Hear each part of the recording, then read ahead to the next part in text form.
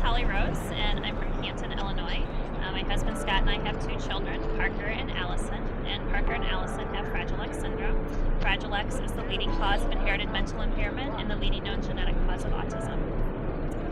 It's very personal to me more than anything. I think this is a very important message. I know that when people use the R word, a lot of them don't think of it very personally.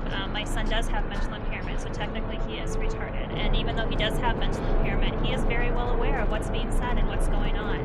And these things are hurtful to him. And it's probably more hurtful to me to see him hurt because of things that people say without thinking than anything else. And so it's really important to me that people are aware of what they're saying and how it affects the people around them. It's not people that are being just overly sensitive because they're affected by this. I mean, I understand that I'm probably more sensitive than the average person about this word because of my situation, but it's a matter of respect.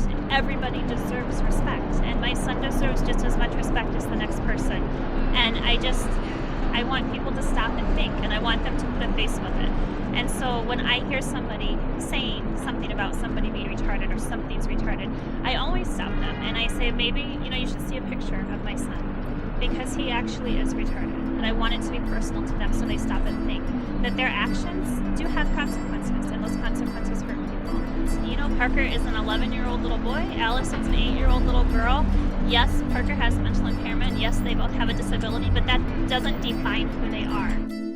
He's a very kind and generous and unconditional little boy who loves to play with his friends and go to school and be in activities and be included. And, Allison's the same way. She's an 8-year-old little girl who just is a typical little girl as much as her disability allows her. I don't want people to see them for their disability. I don't want people to see them for their struggles. I want them to see them just as they would see you or I, and that's for the person that you are. And that's really how we should be seeing everybody. No matter what they do, I'm going to be very proud, but they will always be a part of our community, and I hope they always continue to have support from our community.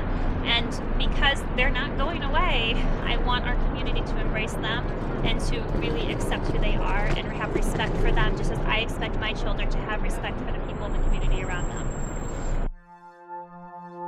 Parker and Allison, my babies. I love you more than life. I would do anything for you. I would move mountains for you. And the reason I'm out and doing what I do is because you deserve a better world. You didn't choose to be born with this disability, but I refuse to let it hold you back. And I refuse to let anybody hold you back because of it. And you deserve the world. And I will be sure they get that.